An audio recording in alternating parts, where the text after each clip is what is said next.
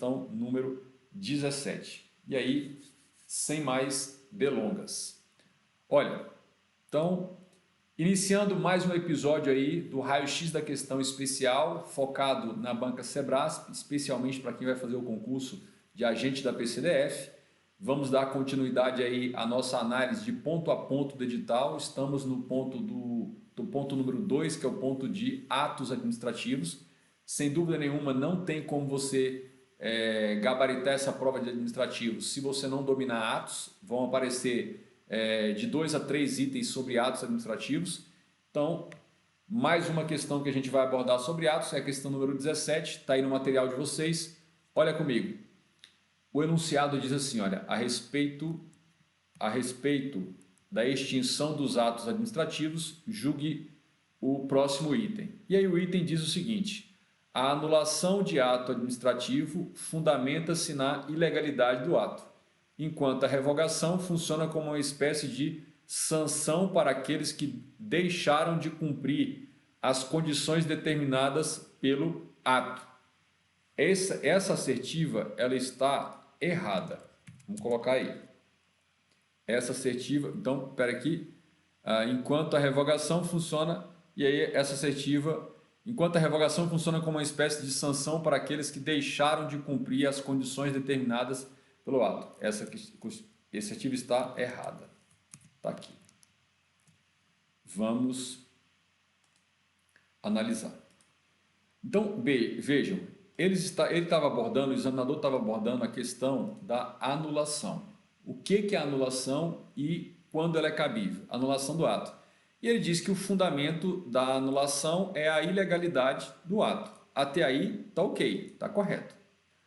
Enquanto a revogação, e aí ele compara com a revogação. Enquanto a revogação funciona como uma espécie de sanção.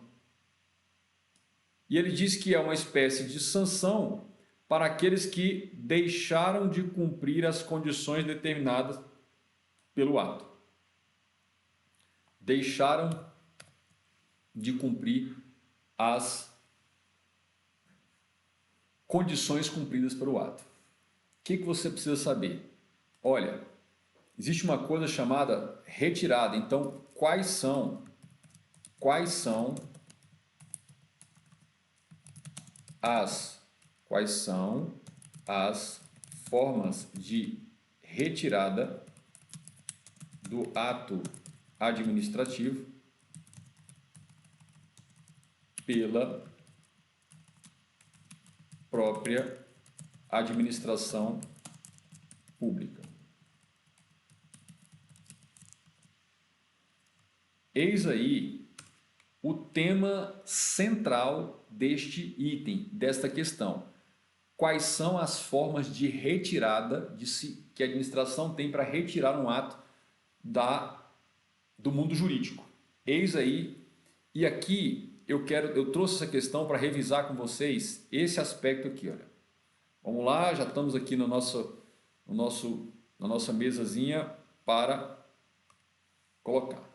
Então, vamos colocar o seguinte, olha, vamos colocar assim, o fenômeno inteiro das causas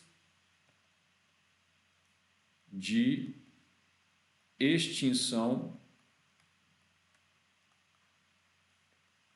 dos atos administrativos.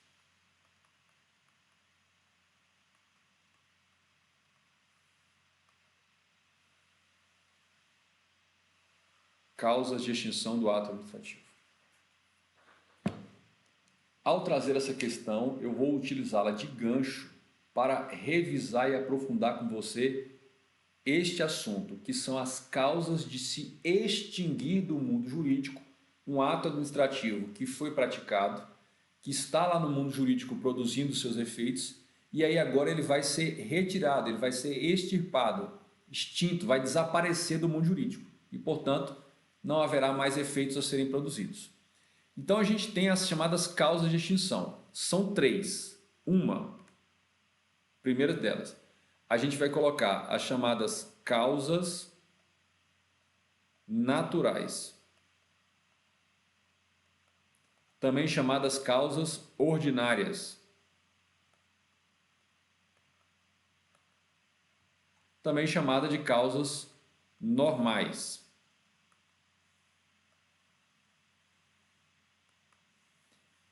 Neste tópico número 1, a gente pergunta o seguinte: como é que normalmente, naturalmente, o ato vai ser extinto do mundo jurídico?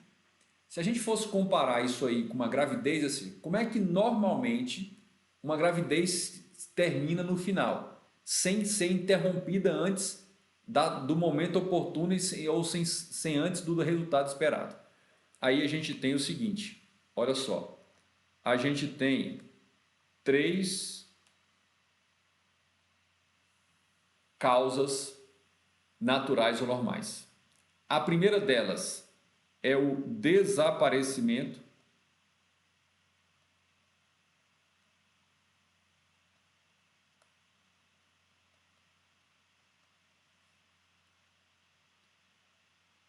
da pessoa sobre a qual o ato produzia seus efeitos.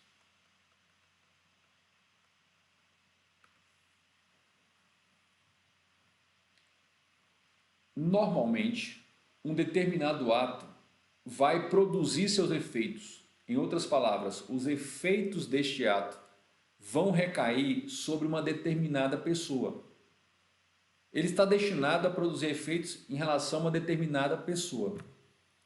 Acontece que, e se essa pessoa morrer, desaparecer, que é o falecimento, o que vai acontecer? Esses atos vão continuar produzindo efeitos em relação a mais alguém ou não? Quando a gente tem chamado atos personalíssimos, eles entraram no mundo jurídico para produzir efeitos só e somente só em relação a uma determinada pessoa. Se essa pessoa desaparece, se ela morre, o falecimento dela, esse ato naturalmente vai se extinguir. Por quê? Porque não há sentido em permanecer no mundo jurídico um ato administrativo em relação ao qual não há nenhum efeito mais a ser produzido em relação a ninguém. Então, vamos pensar o seguinte, olha, o ato que expediu a sua habilitação para dirigir. Se você falecer, este ato não vai produzir efeito em relação aos herdeiros, habilitação para dirigir. Outro ato, o ato de expedição do seu passaporte, só vai produzir efeito em relação a você. Então, o desaparecimento da pessoa faz com que o ato naturalmente se extinga. Essa é a primeira causa. Segundo, desaparecimento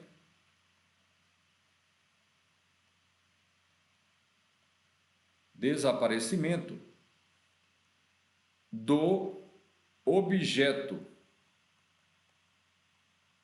da coisa sobre a qual o ato produz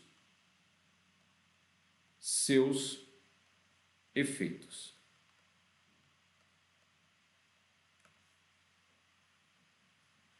Aqui nós vamos pensar o seguinte, o ato anual de licenciamento veicular. O ato praticado pelo poder público, licenciando o seu veículo para circular pelas vias públicas pelo intervalo de 1 ano. Então, este ato ele é destinado a liberar a circulação do veículo tal, placa tal, modelo tal, ano tal. Está lá identificado aquela coisa. O ato vai valer por 12 meses. No segundo mês de validade de eficácia desse ato, você se envolve num acidente e um veículo pega fogo e destrói completamente. Esse licenciamento não passará para nenhum outro veículo. Ainda que você compre um outro veículo com o dinheiro do seguro, você vai ter que pegar um novo licenciamento para esse novo veículo. Então, o desaparecimento da coisa faz desaparecer o ato. Ele vai se extinguir por quê? Porque não existe mais a coisa sobre a qual recairiam os efeitos desse ato. Então, desaparecimento da coisa. E aqui é a terceira, é o exaurimento exaurimento ou esgotamento dos efeitos do ato. O ato tem um determinado efeito tipo ou X efeitos tipos para serem produzidos. Depois que esses efeitos já foram completamente produzidos, exauridos, e não há mais efeitos a serem produzidos, eu digo, houve o exaurimento, o esgotamento dos efeitos deste ato. E naturalmente ele se extingue do mundo jurídico. Pense em um ato administrativo em que a administração determinou a demolição de um prédio. Depois que o prédio já foi demolido ou implodido, não há mais efeitos a serem produzidos. Fez tudo, exauriu, esse ato naturalmente se extingue. Então, fiquem atentos a isso. A segunda causa, está aqui, olha. A segunda causa é a causa ou causas promovidas. Causas promovidas, vamos colocar aqui, pelo particular beneficiário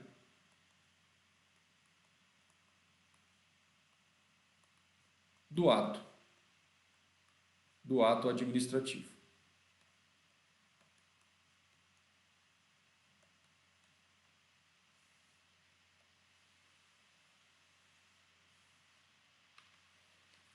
Aqui é o seguinte, uma manifestação do particular beneficiário deste ato fará com que ele seja extinto, declarado extinto do mundo jurídico. E aqui você tem uma única hipótese, que é a renúncia aos efeitos do ato pelo seu beneficiário. Renúncia pelo beneficiário. Tá aí. Suponhamos que a administração pública tenha praticado um ato permitindo o uso de um determinado espaço público, de uma área pública, em um parque, por exemplo, para que um particular colocasse lá um quiosque de água de coco. Então, é um ato administrativo unilateral de permissão de uso de bem público, não é permissão de serviço, permissão de uso. Suponhamos que foi dada a permissão por 5 anos renovável. Quando chega no segundo ano, o beneficiário fala, rapaz, esse negócio de trabalhar com água de coco isso dá um trampo, um trabalho desgraçado, não vou querer isso mais. Ele vai até a administração da cidade, que praticou o ato, e fala, olha, eu por escrito estou renunciando a esse ato de permissão, não quero mais. Ou seja, esse ato existia para produzir efeitos em relação àquele particular. Se ele não quer mais, a administração vai declarar extinto por renúncia, não é porque ela quer, por conveniência ou oportunidade. Se o beneficiário renunciou, ela declara extinto o ato. E onde eu queria chegar? Na terceira causa, que são as causas de extinção promovidas,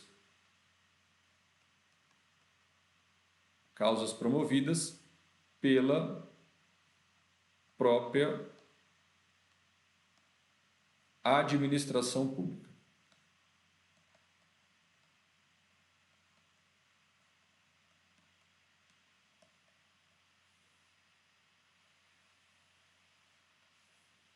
Causas promovidas pela própria administração pública. Eu queria fazer só um parênteses. Você já deve ter ouvido por aí falar em estudo ativo e estudo passivo. A distinção entre os dois impacta justamente na capacidade e na velocidade de memorização do conteúdo que você está estudando. Se eu pegasse tudo isso que está aqui e colocasse tudo já no PDF só para você ler o que estava lá, você estaria fazendo um estudo passivo. É um bom estudo para você ter contato, tomar contato com a informação de maneira mais ágil, mais célere. Só que tem um problema.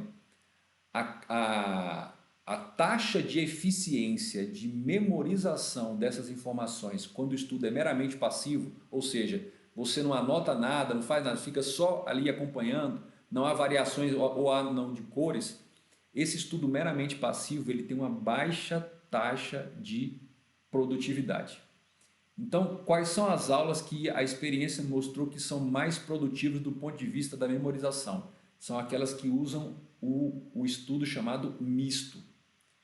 Por ser uma aula em que eu estou transmitindo o conhecimento e você está só observando, você não é diferente de ler, que você tem que ir lá, que para aquela informação entrar na sua memória, você tem que fazer uma atividade intelectual de leitura e interpretação. Então, a leitura é puramente, se você lê uma informação, é puramente ativa. Bacana? Beleza. Ela do ponto de vista da atividade de aprendizagem ativo, ela é a mais pura, só que às vezes ela não é tão didática, ou tem baixa didática. Já as aulas expositivas, a depender do professor e dos esquemas, são altamente didáticas, mas são um aprendizado passivo, você está ali olhando. O que é o misto? Você faz essa exposição didática com esquemas, mudando as cores e explicações, e o aluno, ao mesmo tempo, vai anotando. Então, você vai fazer duas atividades cognitivas, isso aumenta o potencial de memorização e compreensão. Por isso, tenho feito assim. Bacana, é intencional. Dá mais trabalho? Seria muito mais rápido se colocasse só os slides, sim, mas aí você estaria no estudo só passivo. Você teria baixo potencial de lembrar tudo que eu estaria expondo se você não está anotando. E pela rapidez que seria quando eu não estou anotando, não dá para você anotar também. Então, isso é para forçar um pouco a gente trabalhar essa cognição ativa e passiva para que você melhore o potencial de fixação dessas informações na sua memória. Só esse parêntese aí. Então, quais são as causas promovidas pela própria administração pública? Aí aqui a gente tem o seguinte, olha, a situação é assim, olha, a administração vai praticar um ato 1,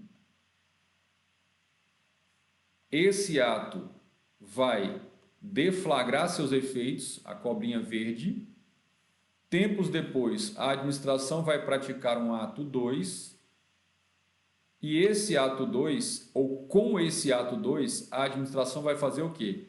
Ela vai extinguir este ato 1.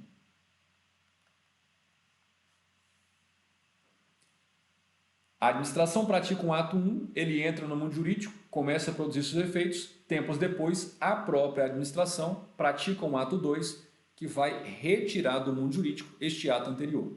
Esse ato 2, ele pode ser de 5 espécies.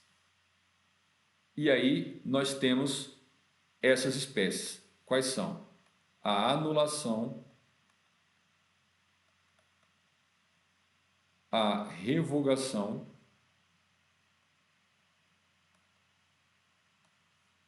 a cassação, a caducidade e a contraposição.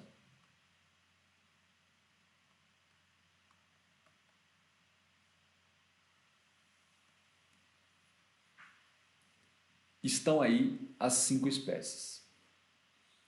Aqui, como é uma revisão e aprofundamento, eu já te digo, pegue no seu material e faça uma revisão detalhada dessas hipóteses: anulação, revogação, cassação, caducidade, contraposição. Aqui no nosso canal, nós já temos 2 vídeos, 2 aulas, em que uma delas a gente aborda detalhadamente anulação e revogação, e na outra a gente aborda cassação, caducidade, contraposição. Bacana? Mas eu só quero te dizer o seguinte, qual é o foco aqui? Qual é o foco? Olha, qual é o motivo? Olha, então, nós estamos falando de um ato 2. Então, anulação, revogação, cassação, caducidade e contraposição são 5 espécies de atos. Qual é o motivo para praticar o ato de anulação? É a ilegalidade a ilegalidade do ato 1, do ato anterior. Qual é o motivo para a gente fazer a revogação? É a conveniência e oportunidade. Conveniência e oportunidade.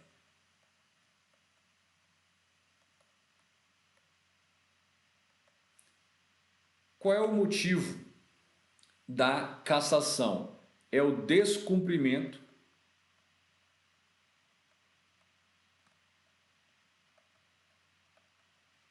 pelo beneficiário.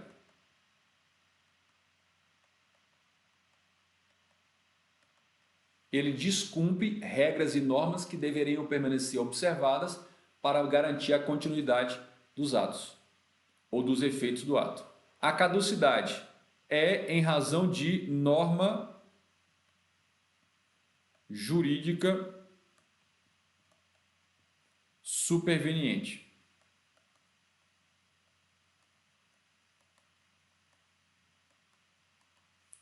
E a contraposição é o quê? É novo ato administrativo cujo conteúdo ou objeto se contrapõe ou se opõe ao ato anterior. Se opõe ao ato anterior.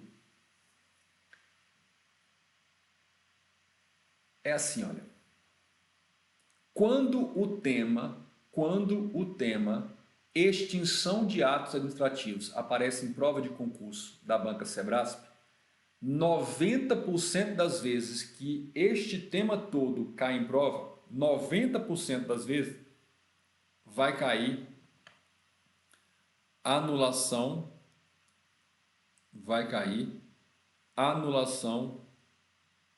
e revogação.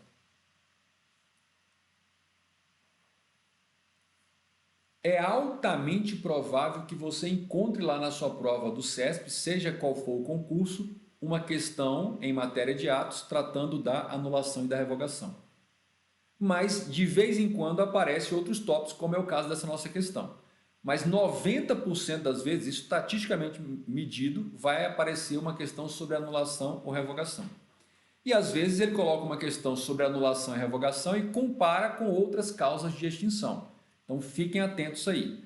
Então nós estamos revisando e aprofundando. O aprofundamento foi eu te mostrar o panorama completo. Ou seja, absolutamente todas as causas de extinção de um ato administrativo estão esquematizadas aí. Sendo que as duas causas mais frequentes em prova, 90% das vezes, são a anulação e a revogação. Beleza? Já até abordamos aqui nas nossas lives em outros aspectos. Aí a gente sabe que a causa da revogação é por mera conveniência e oportunidade do poder público. Não é por descumprimento. Então, se você já terminou aí, tá ok? Olha só, a gente volta lá na nossa questão. E a nossa questão dizia o seguinte, olha o que ela dizia, que a revogação, olha lá, a revogação funciona como uma espécie de sanção. Já está errado. Já está errado. Anote uma coisa, revogação não é a retirada do ato do mundo jurídico para punir. Não é. Não é a retirada do ato para punir. A retirada do ato para punir, a doutrina considera a cassação. Então seria a cassação, a revogação não. Para aqueles que, aí olha só, deixaram de cumprir as condições determinadas por ato. Se o particular beneficiário deixar de cumprir as condições fixadas no ato, deixar de cumprir as regras e normas, este ato vai ser cassado do mundo jurídico. Ele não vai ser anulado, ele não vai ser revogado, não vai ser caducidade, não é contraposição. Ele vai ser cassado. Por isso que a gente julgou esse item como errado. Então, quando eu falei assim, quais são as formas de retirada do ato administrativo pela própria administração, eu estou direcionando você para estudar o quê? Anulação, revogação, cassação, caducidade, contraposição. Se eventualmente você não tinha todas essas informações aqui, olha, se você não tinha todas essas informações no seu material de revisão, não precisa cumprir um outro, basta pegar o esquema e anexar no seu material de revisão. Inclua, coloca lá no canto, transcreva lá, bota um post-it, resume, faz uma folha à parte, cola lá no seu material, se for o seu caderno. Se for o material do Word lá, você coloca isso lá. Só inclui. O material de revisão, gente, ele é linear. Você vai produzindo material, detectou uma falha ou precisa complementar alguma coisa, você inclui, você não começa do zero. Você vai aperfeiçoando o material de revisão e tornando-o cada vez mais resumido, mais conciso. Ótimo. Agora a gente avança para a questão número 18. Olha o que diz. A respeito da extinção dos atos administrativos, julgue o próximo item. E aí o item na 18 diz: a cassação de um ato administrativo corresponde a extingui-lo por descumprimento dos requisitos estabelecidos para sua execução. Agora sim está correto. Aqui está certo. Aqui está certo. Olha lá. Está aí. Então, se a gente fosse resumir aqui, falaríamos assim, ó, cassação de um ato administrativo. Você vai colocar é a retirada do ato administrativo pela própria administração pública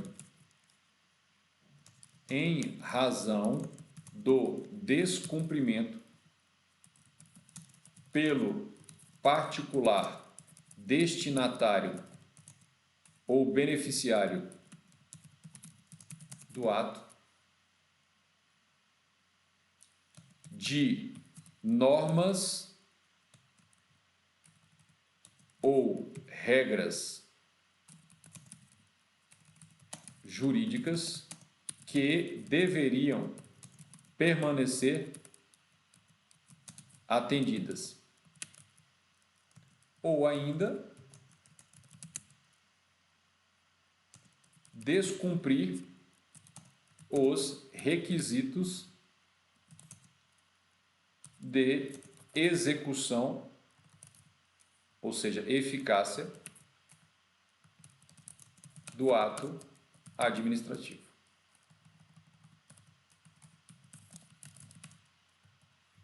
Tá aí. A cassação. Professor, tá rápido demais, não estou conseguindo anotar. Calma. Todo esse material aqui, depois ao final da live, a gente edita e manda para vocês no canal do Telegram. Professor, como é que se inscreve no canal do Telegram? Aí na descrição do vídeo, se você ainda não é inscrito, tem um link. Esse link te remete para o canal do Telegram. Todos os materiais, conteúdos, os avisos eu coloco lá no canal do Telegram para vocês. Entenderam? Então, essa é a cassação. O motivo da cassação é diferente do motivo que leva à revogação, à anulação e às outras formas. Fiquem atentos a isso. Questão 19. Essa questão 19 eu já até deixei grifado porque ela apresenta um dos dois problemas que você pode encontrar na prova. Então vamos lá. Diz assim, ó, a respeito da extinção dos atos administrativos, julgue o próximo item. E aí diz assim, olha, tanto a anulação como a revogação retiram do mundo jurídico atos com defeitos e produzem efeitos prospectivos. Olha, a experiência com concursos públicos, não só de ensinar aos alunos para serem aprovados, como prestar concursos públicos, como eu presto até hoje. Quem não sabe ainda, eu disputo os concursos lá para tabelião de cartório, né? Inclusive, já estou na minha reta de preparação para o concurso de Santa Catarina, né? Vamos fazer a prova lá em outubro, está marcado para outubro, não sei se vai dar certo. Mas só para dizer o seguinte, tem duas causas que te levam à situação de precisar chutar uma questão. Uma delas, aparece na questão um elemento conceitual, uma definição, um conceito, uma expressão que você precisava dominar o significado jurídico dela. E você ou não está lembrando ou não aprendeu, não estudou isso. Quando você não compreende um aspecto jurídico que está sendo exigido na questão para você poder analisar, compreender, julgar e gabaritar, se você não domina esse conhecimento jurídico, você começou a chutar a questão. Está vendido, como se diz. O outro problema é, você até conhece a definição, a característica, o conceito jurídico, mas você não conhece um sinônimo dela e na prova aparece o sinônimo. E o sinônimo, a expressão sinônima, eu destaquei em azul, esse azul psicodélico trense aí. Por quê? Porque na verdade ele está querendo saber o seguinte, quais são os efeitos da anulação e da revogação de um ato administrativo.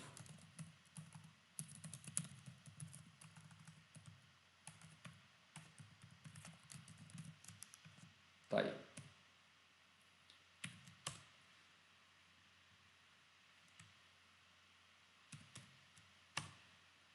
Olha, prestem atenção nesse detalhe. Aqui, quando se fala de efeitos de anulação ou de revogação, estamos falando de quê? De ex tunc ou ex nunc. É uma pergunta. Os efeitos são ex tunc ou os efeitos são ex nunc? Tá aí. Ex tunc ou ex nunc? Em outras palavras, retroage ou não retroage? Professor, de onde o senhor tirou essa ideia de que a questão está trabalhando com efeitos ex tunc ou ex nunc? Olha a questão, ele diz, tanto a anulação como a revogação retiram do mundo jurídico os atos com defeitos e produzem efeitos. Eu vou destacar aqui, olha, e produzem efeitos. E aí, você está esperando o quê? E produzem efeitos. Se você está no estudo trivial, você produz efeitos ou ex nunc ou ex tunc. Esse era o normal. O que o examinador sacana fez? Ele colocou um sinônimo. Então, vejam só. Ex tunc, olha, ex tunc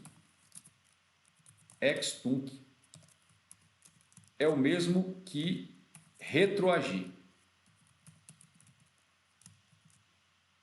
E ex nunc significa não retroagir. O que é retroagir? É produzir efeitos para o passado. Todos os atos produzem efeitos para o futuro, daqui em diante.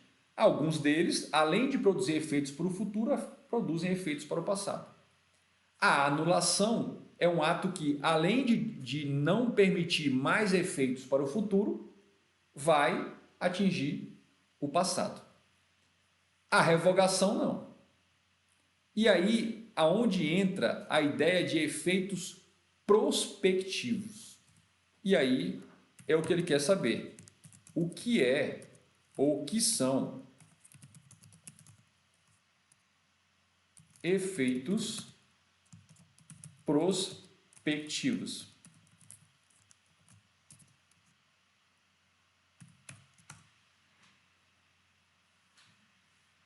Eu te pergunto, efeitos prospectivos. Efeitos prospectivos. Tem a ver com efeitos para o futuro ou tem a ver com efeitos para o passado? Como é que funciona isso? Tem a ver com efeitos para o futuro ou tem a ver com efeitos para o passado? Então, eu quero que você coloque até aí no chat, comenta aí.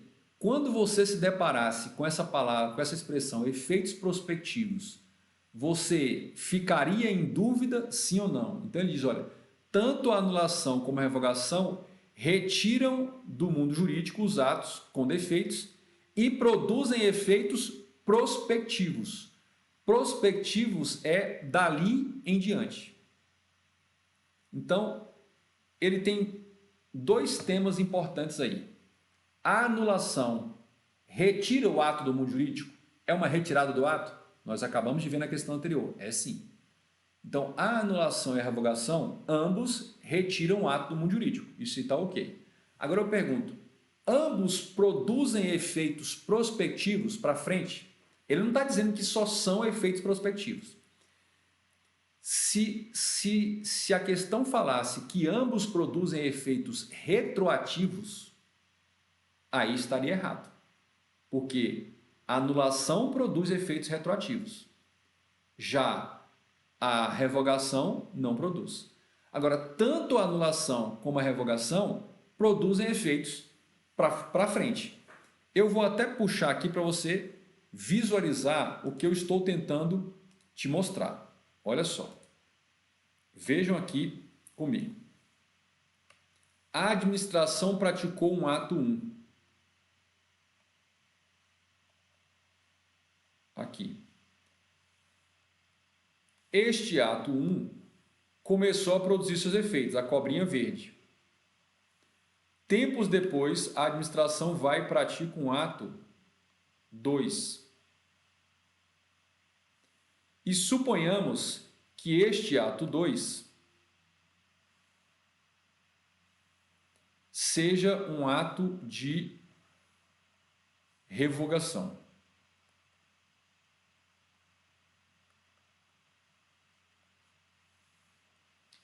Este ato de revogação, ele vai produzir os seus efeitos, ou seja, o efeito de impedir que o ato 1, o ato que vai ser revogado, continue a produzir efeitos no mundo jurídico. Ele vai produzir efeitos só para lá. Ó. Então, só ex nunc. Só ali em diante. Agora, vamos pensar em outro cenário? A gente tem o ato 1 da administração.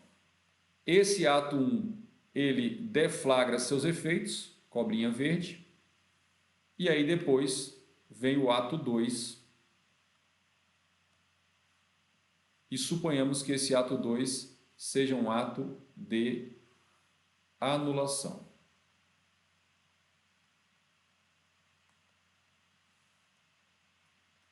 A pergunta é: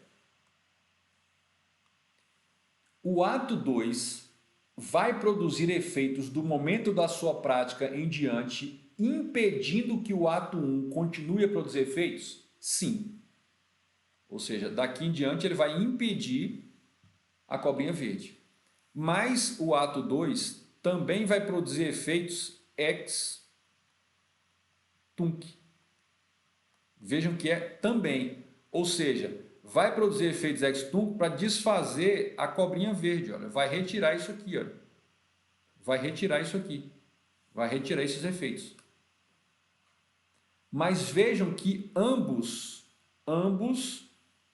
produzem, isso aqui são os efeitos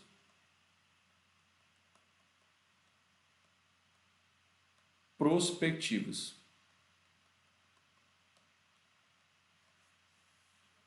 Ambos produzem os efeitos prospectivos. Está aí para você acompanhar. Então, a gente tem um item aqui que a gente vai dar gabarito como o quê? Certo. O efeito prospectivo.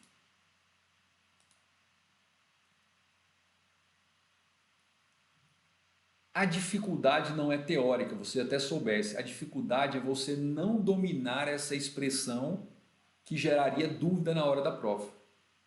Professor, como é que eu faço o meu estudo para eliminar o máximo possível essa dificuldade? Quais? Não dominar um determinado conceito jurídico que precisaria ser dominado para analisar, compreender, gabaritar uma questão daquele assunto, ou dominar uma expressão sinônima daqueles conceitos jurídicos, fazendo muitas questões no formato que eu venho mostrando para vocês, que é o raio-x da questão, fazendo e refazendo, e não só isso, tomando nota desses aspectos conceituais e as sinônimos, para que você coloque no seu material de revisão e constantemente você esteja revendo esses assuntos. Essa é a necessidade. Tranquilo? Então, beleza. O Célio já falou ali, uma retroage, a outra não. A verdade é isso.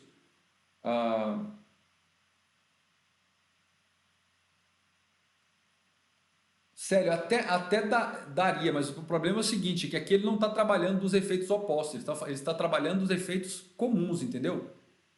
Ele tá dizendo assim, ó, ambos, tanto a anulação como a revogação, retiram do mundo jurídico os atos dos efeitos e produzem efeitos prospectivos. Ele não está dizendo só produzem efeitos prospectivos para frente.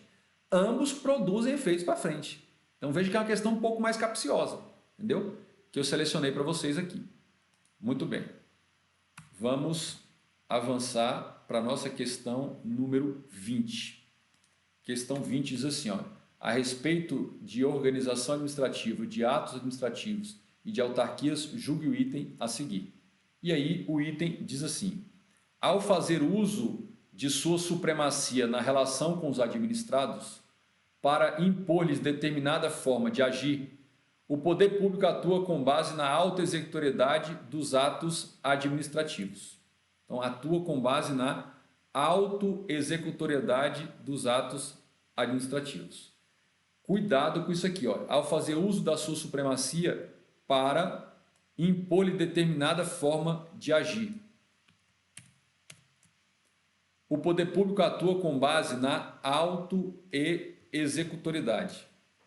Então, ele está dizendo que é o seguinte, vai usar as prerrogativas, os atributos, para impor determinada forma de agir.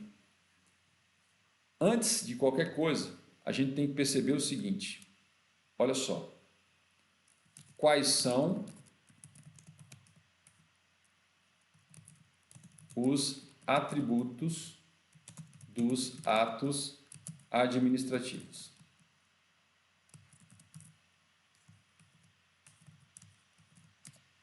Isso aí você já sabe, só para relembrar que você tem que colocar lá no seu radar de revisões. Agora, qual dos atributos tem a prerrogativa de impor determinada forma de agir, determinado comportamento? Então, basicamente, ele quer saber o seguinte, o que é a presunção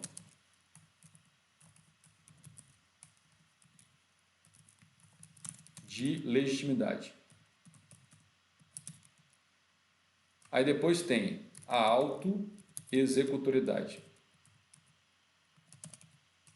Depois tem a imperatividade. Depois tem a exigibilidade. E tem a tipicidade.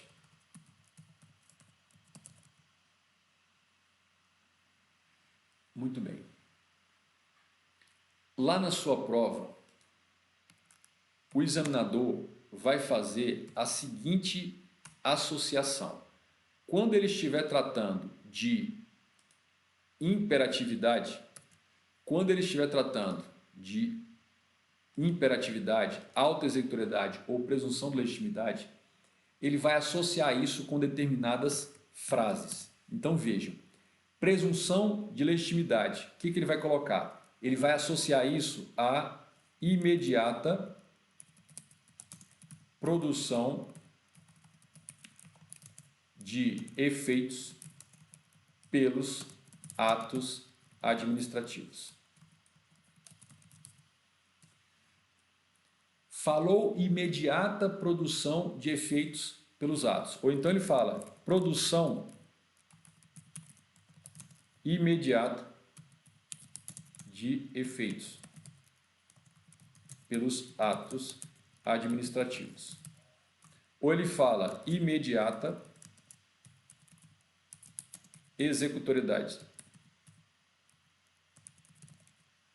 Não, imediata operatividade. Essas expressões, quando aparecem em prova, elas só podem estar atreladas, conectadas com presunção de legitimidade.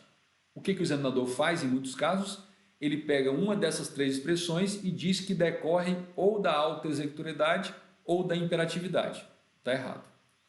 Aí a gente vai para a autoexecutoriedade. A autoexecutoriedade trabalha com qual ideia? A ideia de executar, vamos colocar aqui,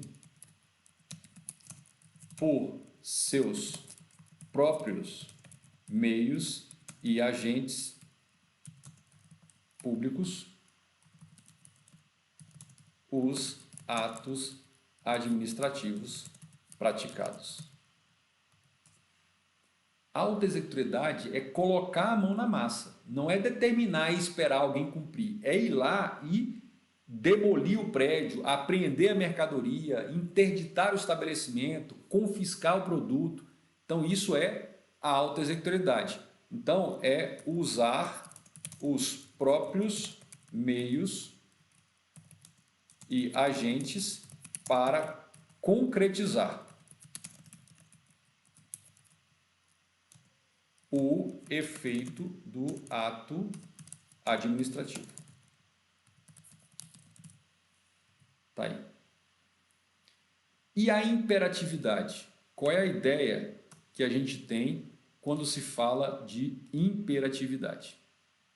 Imperatividade é impor obrigações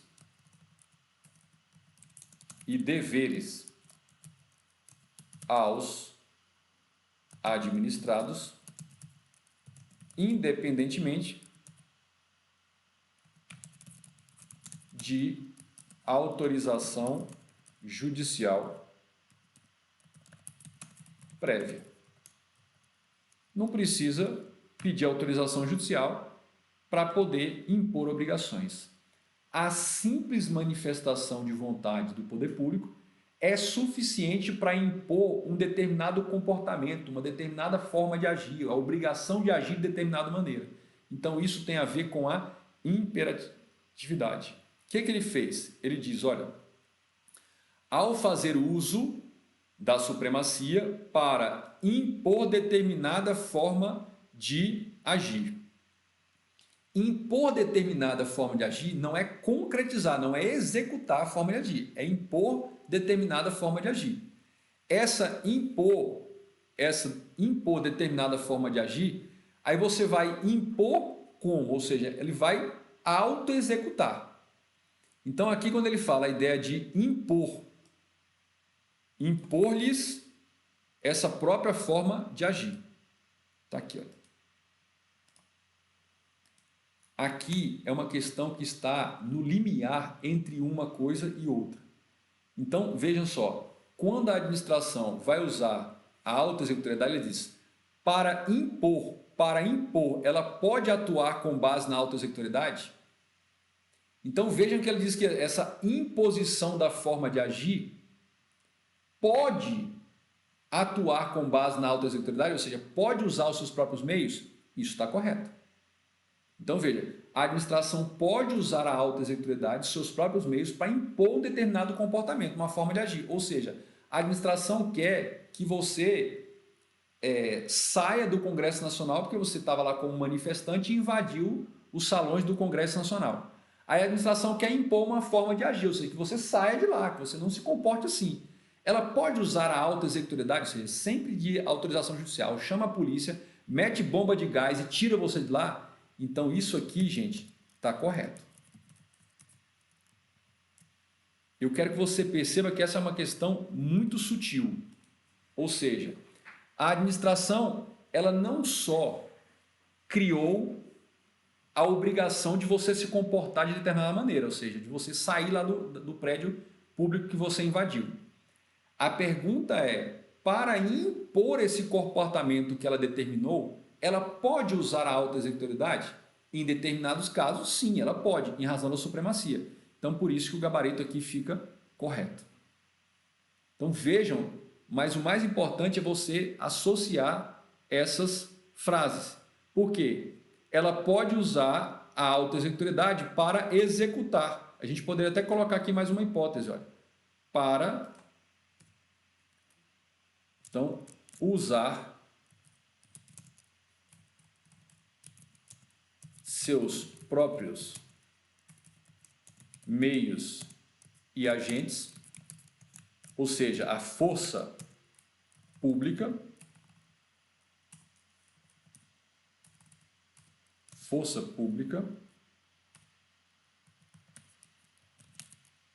para impor os comportamentos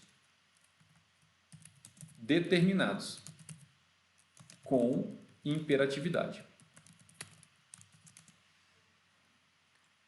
Tanto é assim que todo ato autoexecutável necessariamente é imperativo. Então, fiquem atentos a essa ideia. Fiquem atentos a essa ideia.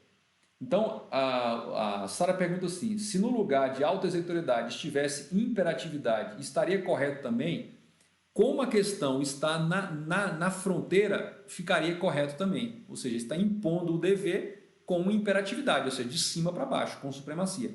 Aí você tem razão, Sara. Nesses dois casos, você poderia colocar. Então, só para você ficar atento, porque essa é uma questão, essa questão número 20, uma questão realmente na fronteira, aí, na divisão das duas. Mas eu quero que vocês percebam, mais importante é perceber essas frases aí que eu destaquei. Claro, depois eu vou mandar o material para vocês. Mas fiquem atentos a essa ideia, fiquem atentos aí a essa ideia. Vamos para a questão número 21. Questão número 21.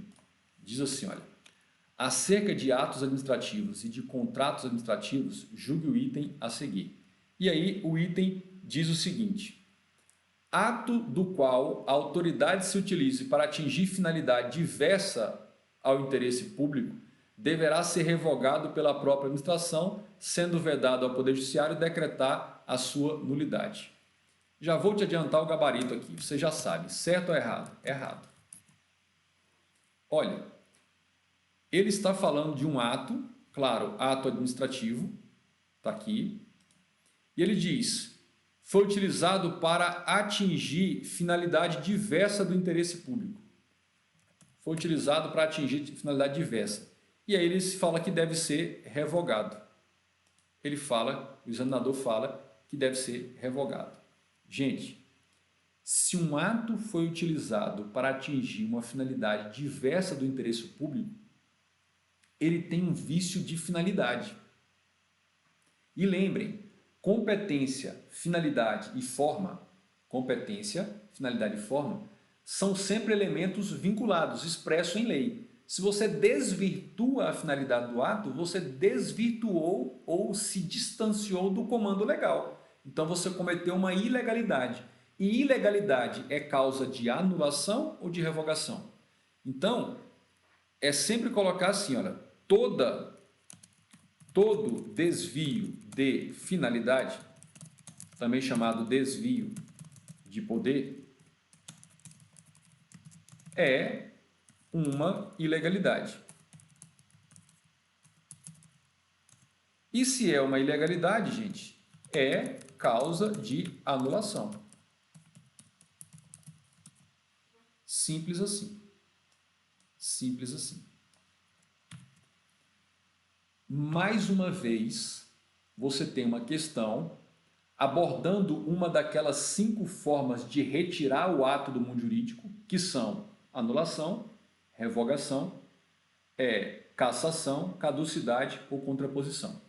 E, em especial, está abordando o motivo jurídico pelo qual se anula, se revoga, se cassa, se declara caducidade ou se faz a contraposição. Então, vejam, aqui ele colocou um ato em que o motivo descrito na questão é um motivo que justifica a anulação, porém ele falou que seria revogação.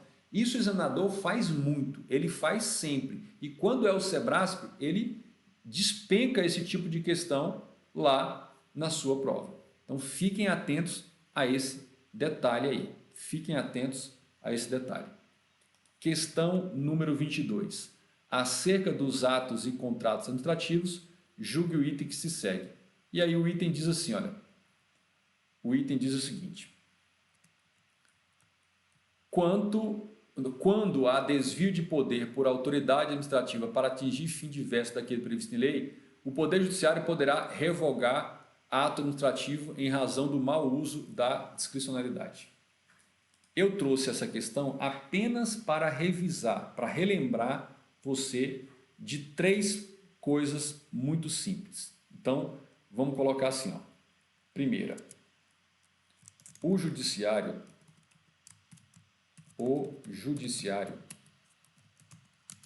nunca revoga atos administrativos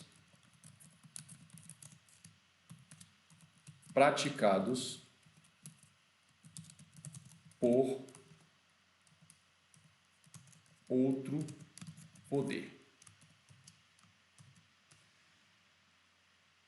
O judiciário jamais poderá revogar atos administrativos praticados por outro poder, lá no executivo, lá no legislativo.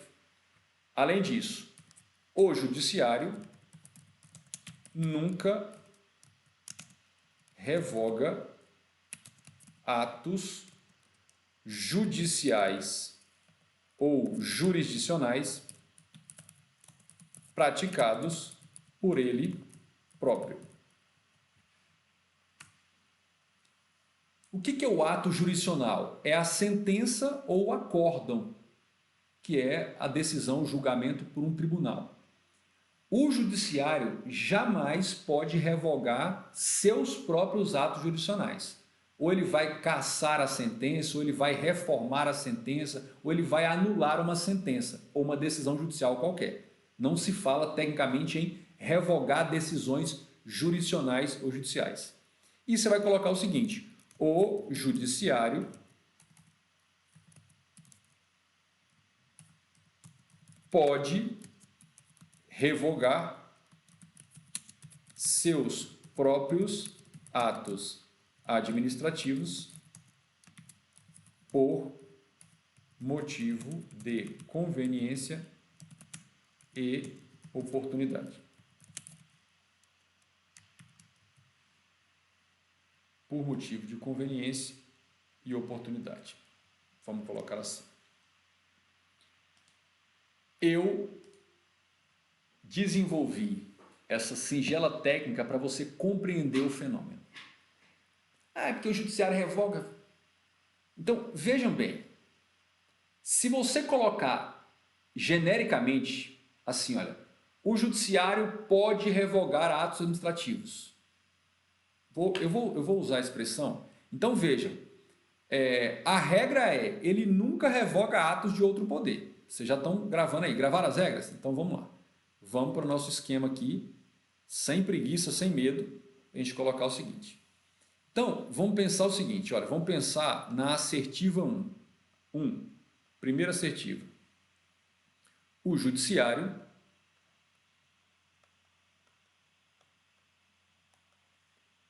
pode revogar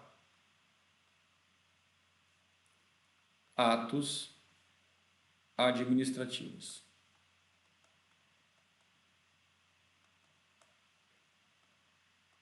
Ponto. O que muitos candidatos, até candidatos preparados, fazem? Ele já estudou a teoria. Qual é a teoria? Regra absoluta. Judiciário nunca revoga atos do administrativo, do administrador, da administração pública, do executivo. Nunca. Ou de outro poder. Nunca. Mas o judiciário pode revogar seus próprios atos administrativos, por motivo de conveniência e oportunidade.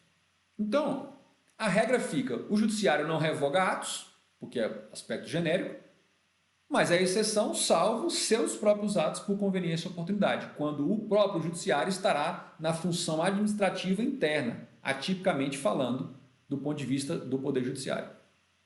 Quando você lê essa questão, o que você faz na prova?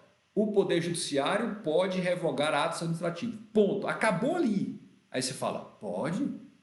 Ele pode revogar seus próprios atos por conveniência ou oportunidade. Você extrapolou o texto, você está completando o texto. O texto não trouxe a explicitação dessa exceção. Professor, mas tem a palavra pode. Ah, pode agora é coringa, que pode preencher tudo. Não. Esse item aqui, gente, ele é errado. Ele é errado. Por quê? Ele é errado por quê? Ele está errado porque ele nega a regra. Porque o item está genérico, ele não está mencionando exceção e tira da sua cabeça essa ideia de que o pode. Ah, mas pode é porque pode, é a possibilidade. Não, esse pode é de prerrogativa, de possibilidade, de poder para.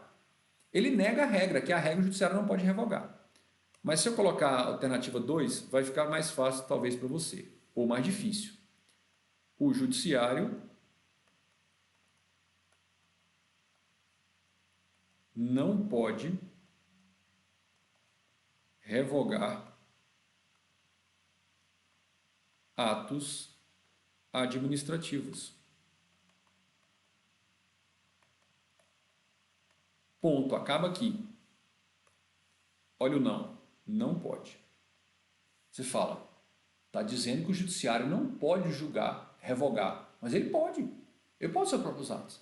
Novamente você está extrapolando o texto. Você que faz aula de texto, você entende o que é extrapolação. Você está extrapolando, não. Essas duas assertivas, 1 e 2, elas não estão tratando de exceção. Professor, mas e o pode? Não, aceita o que eu estou te falando. Aceita que é melhor. É assim que eu faço nas minhas provas quando eu vou responder. Não está trabalhando a exceção. Está trabalhando a regra. E a assertiva 2, eu te pergunto, ela está confirmando a regra ou negando a regra?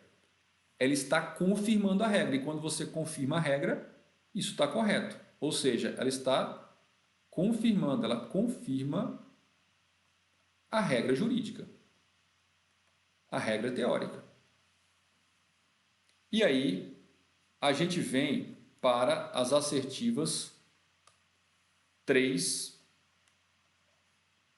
e 4.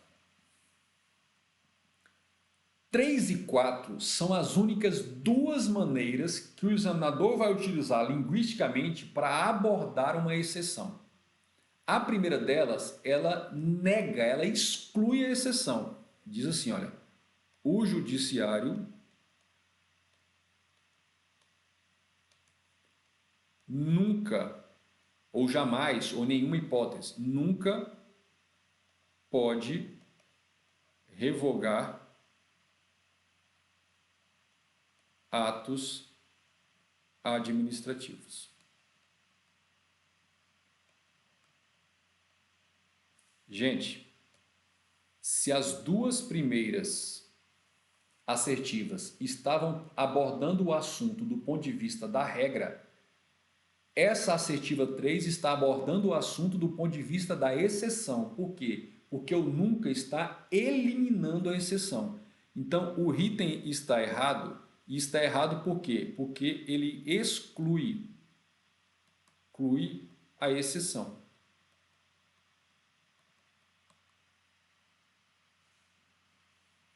E aí vem a quarta frase, a quarta assertiva, que é mais uma segunda hipótese de se trabalhar a exceção. Ele diz assim, olha, o judiciário pode revogar seus próprios atos administrativos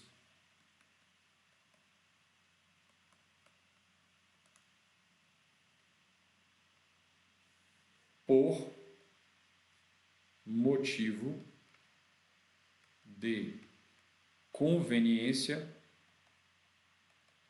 e oportunidade. conveniência e oportunidade.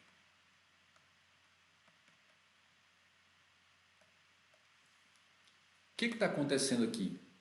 Ele está usando o pode, mas aqui ele explicitou a exceção jurídica. Diferentemente da assertiva 1. Olha o que acontece. Se você fizer assim, olha a assertiva 1, foco na assertiva 1. O judiciário pode revogar ato administrativo. Ponto. Acabou aí a assertiva 1. Se você na sua cabeça falar, pode, ele pode revogar seus próprios atos por conveniência e oportunidade. Você está extrapolando o texto da assertiva 1 e está igualando-a à assertiva 4. Você está dizendo que se o examinador escrever a assertiva 1 ou escrever a assertiva 4, semanticamente tem o mesmo significado. Isso é um erro, está evidente que é um erro. Mas você só percebe esse erro quando você compara as duas assertivas lado a lado. Então, quando você julga a assertiva 1, você não pode fazer assim, olha, o Poder Judiciário revoga atos administrativos, ponto. Aí você fala, revoga por conveniência e oportunidade os seus próprios atos. Você está extrapolando e igualando um texto que não está escrito a um que poderia estar escrito, que é a assertiva 4. Então, a assertiva 4, ela está correta. E ela está correta por quê? Porque ela explicita a exceção. Logo, você percebe que, para o examinador abordar a exceção de um tema, ele só tem duas maneiras. Ou ele exclui a exceção, nunca, jamais, sempre, ou ele explicita a exceção. Se ele adotar os formatos da assertiva 1 e 2, ele está utilizando a regra. E aí você tem que perguntar o seguinte, essa assertiva, ela confirma a regra ou ela nega a regra? Se ela confirma a regra, é a assertiva 2, ela está correta. Se ela nega a regra, é a assertiva 1, ela está errada. Fiquem atentos a isso. Fiquem atentos a esse detalhe. Muita atenção a esse tipo de coisa, porque aqui não é só uma questão de conhecer a teoria, a regra e a exceção. É uma questão de você saber articular linguisticamente e, mais importante, interpretar quando ele está abordando só a regra e quando ele está abordando a exceção dentro de um mesmo assunto. Fiquem atentos a esse tipo de coisa. Portanto, a gente vê que esta questão aqui, ela está certa ou está errada? Ela está errada. Ela está errada. Não tem conversa. Aqui. O Poder Judiciário poderá revogar? Não, ele não pode revogar por quê? Porque aqui tem uma ilegalidade, ou seja, para atingir fim diverso. Isso aqui é o que gerou a causa de anulação. É o que gerou a causa de anulação. Questão número 23. Acerca dos atos e contratos administrativos, julgue o item que se segue. E aí diz o seguinte, caso não haja obrigação legal de motivação de determinado ato administrativo, a administração não se vincula aos motivos que forem apresentados espontaneamente. Isso aqui está errado. Trouxe essa questão só para relembrar e enfatizar, nós já abordamos aqui, mas para enfatizar o seguinte. A teoria dos motivos determinantes aplica-se mesmo quando não era obrigatória a explicitação da motivação. E aí eu quero que você anote o seguinte, olha, anota o seguinte. Assim, ó, a motivação nunca é proibida. Nunca existirá um ato em que a motivação, a explicitação do motivo seja proibida. Motivação nunca é proibida. Você vai colocar, em regra, a motivação é obrigatória para atos vinculados e atos discricionários. Essa é a regra.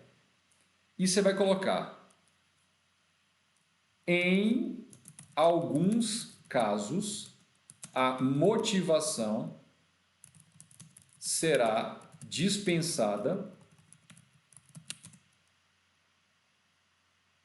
em certos atos discricionários.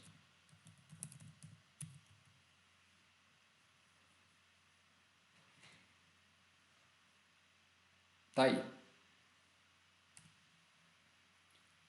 Certos atos discricionários ou vinculados. Tá aí também. Beleza. E aí eu quero que você veja, por exemplo, veja o que o artigo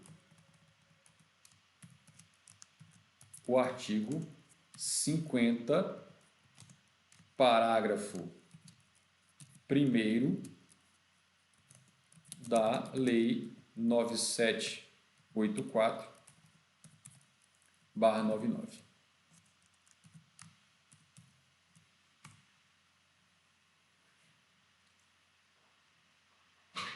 Então, motivação nunca é proibida. Esse é um detalhe. Em regra, a motivação é obrigatória. Em alguns casos, a motivação será dispensada. E aí você vai colocar aqui o que é mais importante. Mesmo quando a motivação for dispensada, o agente competente poderá fazer a motivação do ato. Por quê? Porque ela nunca é proibida. E aí você vai dizer: e será aplicada a teoria dos motivos determinantes sempre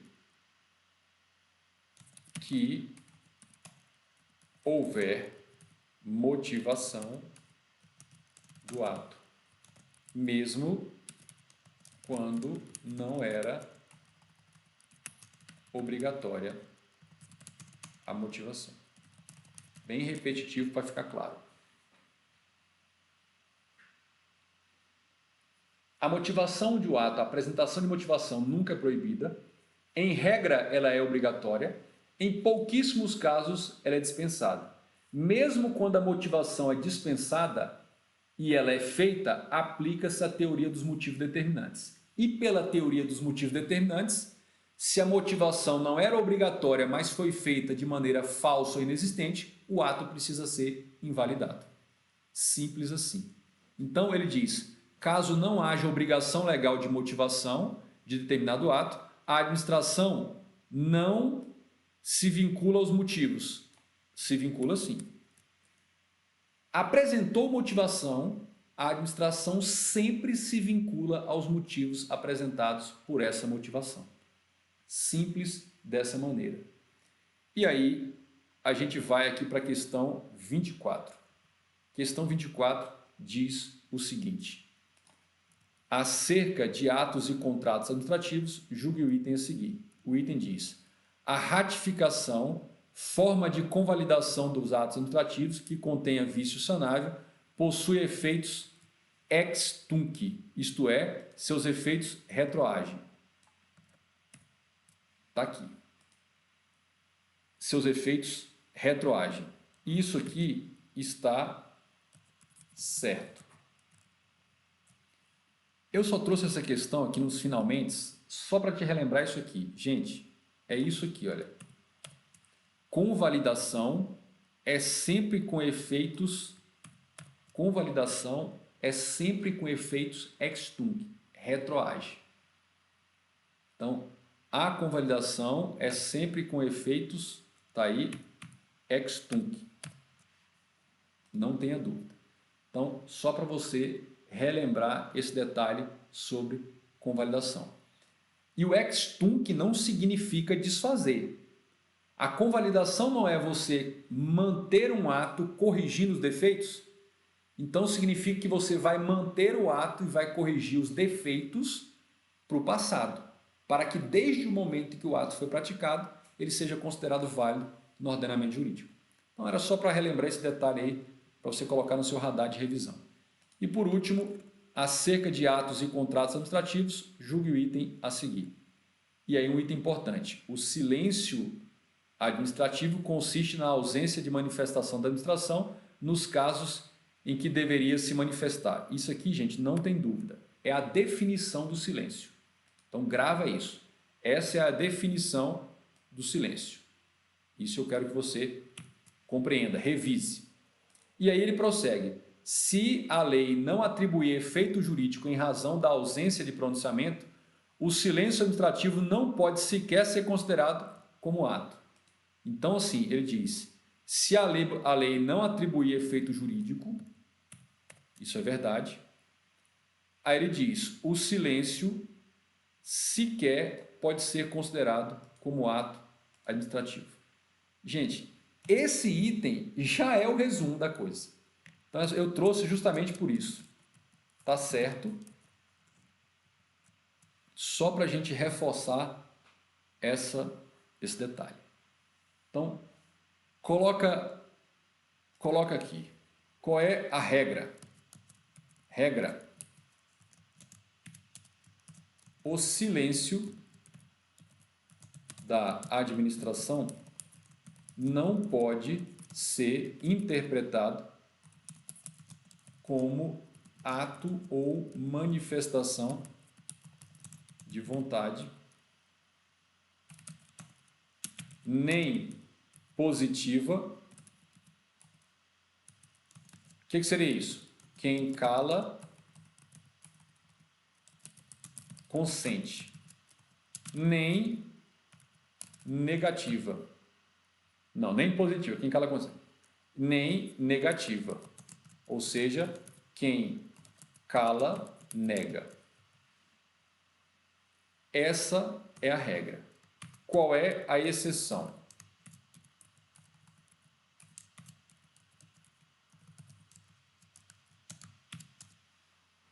Regra. O silêncio não pode ser interpretado como forma de manifestação do ato, nem positiva, nem negativa.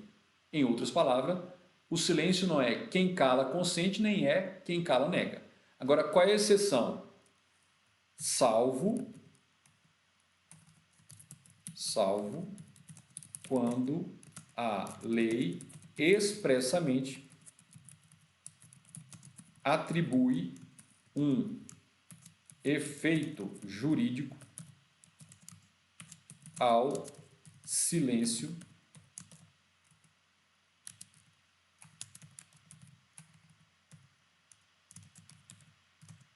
da administração.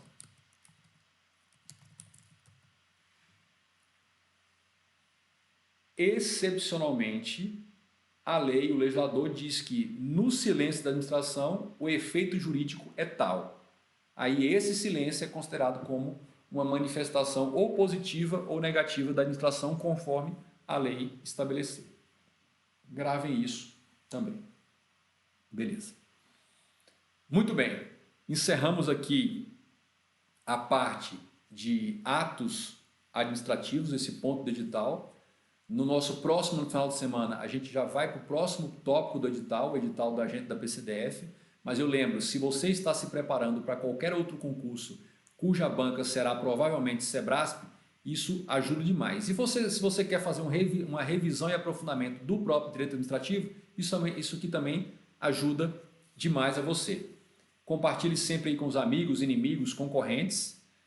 Se tiver alguma dúvida aí, não apareceu nenhuma até agora assim, mais significativa, mas eu sempre desejo a você o seguinte: estudo não é corrida de 100 metros, é continuidade. Então, se exponha continuamente, ainda que não um número gigante de horas, mas se exponha um pouco, ao menos semanalmente, se exponha ao conhecimento de direito administrativo, contabilidade, estatística, língua portuguesa, as matérias todas do concurso. E este momento agora é Aquilo que você já tem material de revisão, você estuda por revisão mais questões. Na verdade, questões depois da revisão. E aquilo que você ainda precisa aprender, teoricamente, se eventualmente, aí você concentra as energias ali para quando chegar faltando 30 dias, no máximo 20 dias da prova, você já esteja só no revisão mode, ou seja, só no modo de revisão, questão, revisão, questão, revisão, questão, o tempo todo, para você afunilar os seus conhecimentos e ter tudo tranquilo na sua memória. Mais uma vez, muito obrigado. Se você não é inscrito no canal, se inscreva, acione lá o sininho para ser avisado das minhas lives. Se inscreva também no canal do Telegram, está aí na descrição do vídeo. E, por favor, compartilhe, envie o link desse vídeo para amigos, concorrentes, estudantes, iniciantes, avançados, todos vocês. Muito obrigado mais uma vez pela participação. O Vitor está dizendo o seguinte: professor, como o estudo é para a área policial e para mim isso é uma zona cinzenta, o pedido de um delegado ou MP para a realização de medida cautelar contra investigado é um ato complexo? Não. Na verdade é o seguinte, o que o Vitor está pegando? Essa dúvida dele é muito pertinente. Ele está dizendo o seguinte: o pedido de um delegado ou MP para a realização de uma medida cautelar. Então, me deixa tentar fazer um desenho aqui que eu mesmo entendo melhor quando eu desenho. Olha só. Então, o Vitor está falando o seguinte: olha, você tem aqui a autoridade policial,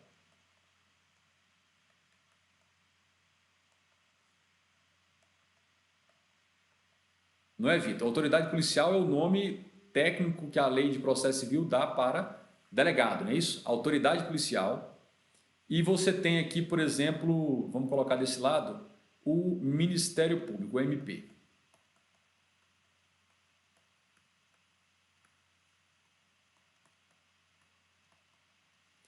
E todos vão se dirigir ao juiz competente, juiz ou tribunal. Porque pode ser uma situação de réu com foro por prerrogativa de função. Beleza. O que o Vitor está dizendo, e me corrija se eu estiver errado, Vitor, é o seguinte: a autoridade policial vai até o juiz, ou o MP vai até o juiz e faz um pedido, ou pode ser a autoridade policial, um requerimento de medida cautelar. Uma busca e apreensão, por exemplo, uma interceptação telefônica, faz esse pedido. Beleza. Do ponto de vista, vamos aqui, do ponto de vista da autoridade policial, aqui nós temos um ato administrativo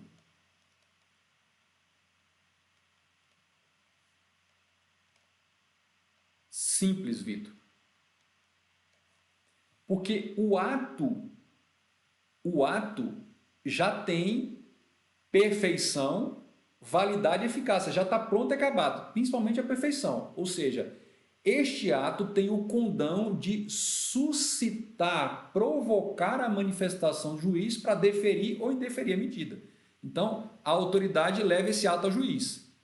Quando o juiz se manifestar, aí você vai ter um ato jurisdicional, já não é mais administrativo. Então, o ato administrativo da autoridade policial, ele provocou o ato jurisdicional. E do MP, você vai ter um ato administrativo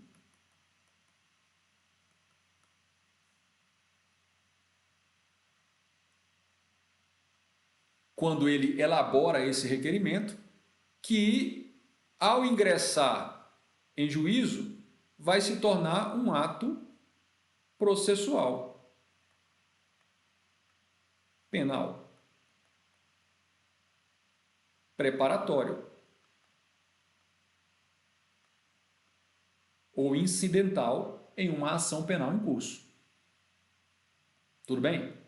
Então, esses dois atos administrativos são simples. Então, até o ponto em que o Ministério Público está elaborando o seu pedido, o seu requerimento, é um ato administrativo institucional. Quando ele postula isso lá em juízo, esses atos entram em juízo com a roupagem de um ato processual, procedimental, penal. Então, o ato aqui, Vitor, é simples. Por quê? Por que ele é simples? E por que ele é simples aqui? Porque basta a manifestação dessas únicas autoridades para o ato em si estar perfeito, está pronto e acabado, concluído. E aí, em juízo, ele vai startar, vai iniciar a apreciação judicial, que aí produzirá um outro ato distinto desse. Ele vai provocar a atuação judicial. Então, espero ter respondido aí a sua dúvida em matéria desse ato. Espero ter respondido. Então, essa é a lógica. Então, esses atos são, sem dúvida nenhuma, atos simples, respondendo a dúvida aí do Vitor. Ver se tem mais alguma dúvida aqui. Não. Beleza. Então, encerrando por hoje, mais uma vez agradeço.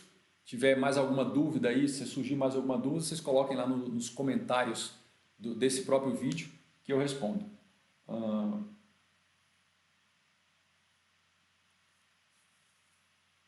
E definir a execução de uma cautelar, ele preside o inquérito. Essa que é a minha confusão aí, que os constitucionalistas não vão julgar, né? Mas como eles julgam para ele mesmo, o Vitor está falando de uma questão do Alexandre de Moraes. Mas é isso mesmo. Sara está agradecendo, eu que agradeço também. Então, tchau, tchau. Bom domingo para todos, bons estudos para quem ainda for estudar. A gente se encontra para esse tipo de live na próxima semana-feira, na próxima final de semana. Só lembrando o seguinte, esses dois vídeos, o de ontem, sábado, e de hoje, domingo, só ficarão disponíveis no ar no canal até amanhã, segunda-feira, meia-noite. E de segunda a quinta-feira, às 21h05, eu tenho as minhas lives regulares, né, de conteúdos de direito administrativo. Então, segunda, terça, quarta e quinta, nós temos lives também, se você quiser acompanhar, divulgar aí para os seus amigos. Vamos lá, tchau, tchau. Para os seus amigos. Vamos lá, tchau, tchau.